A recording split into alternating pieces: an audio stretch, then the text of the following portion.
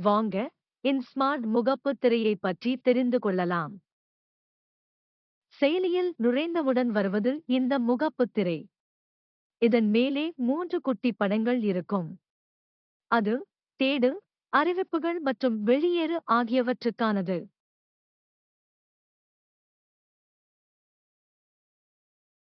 இதுதான் கணக்கு அட்டை. எல்லா கணக்குகளும் சுருக்கமாக காண்பிக்கப்படும். நாம் ஸ்வைப் செய்து ஒவ்வொரு கணக்கின் இருப்பை அறியலாம். அதன் கீழே 4 முக்கிய மெனுக்கள்: கணக்கு விவரங்கள், கணக்கு அறிக்கை, எம்பாஸ் புத்தகம் மற்றும் பணம் அனுப்ப இருக்கிறது.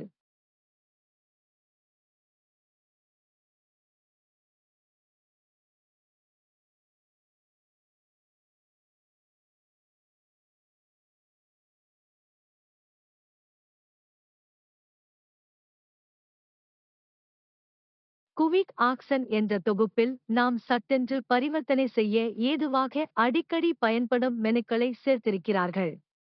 9 மெனுக்களாக அவை 3 பிரிவாக இருக்கிறது. நாம் ஸ்வைப் செய்து மற்ற பிரிவுகளையும் பார்க்கலாம், பரிவர்த்தனை செய்யலாம்.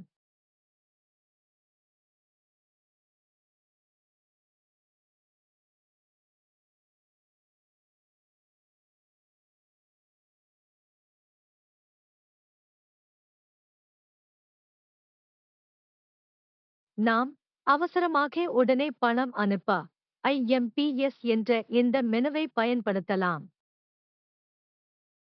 நமது எல்லா கணக்குகளுக்கும் ஸ்டேட்மெண்ட் இந்த மெனு மூலம் உடனே தரவிறக்கம் செய்யலாம். நமது பண பரிவர்த்தனைக்கான வரம்புகளை இங்கே பார்த்துக் கொள்ளலாம். வழக்கமான மெனு எங்கே இருக்கிறது என்று பார்க்கலாம். இந்த திரையின் இடது மேல்புறத்தில் 3 சிறிய கோடுகளுடன் ஒரு பட்டன் இருக்கும். அதுதான் மெயின் மெனு. அதனைத் தட்டினால் மற்ற உள் மெனுக்கள் தெரியும். இன்னும் கொஞ்சம் மேலே ஸ்வைப் செய்து மீதி உள் மெனுக்களையும் பார்க்க வேண்டும். இந்த திரையின் அடிப்புறத்தில் இன்னும் 4 மெனுக்கள் இருக்கின்றன. அவைகள் எளிதாய் அனுப்ப ஈஸிபே, ரீசார்ஜ், வரம்புகள், மேனேஜ் லிமிட்ஸ் மற்றும் தள வரைவு, சைட் மேப்.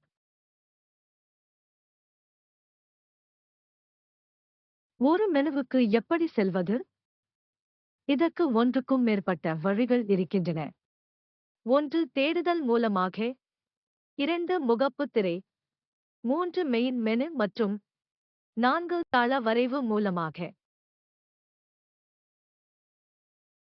உதாரணமாக, ஒரு புதிய வைப்புத் தொகை போட வேண்டுமென்றால் அதற்கு நிறைய வழிகள் இருக்கின்றன. முதலில் தேடுதல் பட்டனை பார்ப்போம். அதில் முதல் 4 எழுத்துக்களை, அதாவது DEPO என்று பதிந்தால் அது சம்பந்தப்பட்ட எல்லா மெனுக்களையும் காண்பிக்கும். அதில் டெர்ம் டெபாசிட் என்பதை நாம் தொட்டால் போதும். புதிய வைப்புத் தொகைக்கான திரை நமக்கு தெரியும். அல்லது முகப்புத் திரையில் குவிக் ஆக்சன் கீழ் இருக்கும் ஓப்பன் டெர்ம் டெபாசிட் என்ற மெனுவை தொட்டால் போதும். அல்லது தள வரைவை திறந்து சிறிது நகர்த்தி டெபாசிட் என்பதை தேர்ந்தெடுத்தால் கீழே அது சம்பந்தமான எல்லா மெனுக்களும் காண்பிக்கப்படும். அதில் உள்ள டெர்ம் டெபாசிட் என்பதை நாம் தொட்டால் போதும்.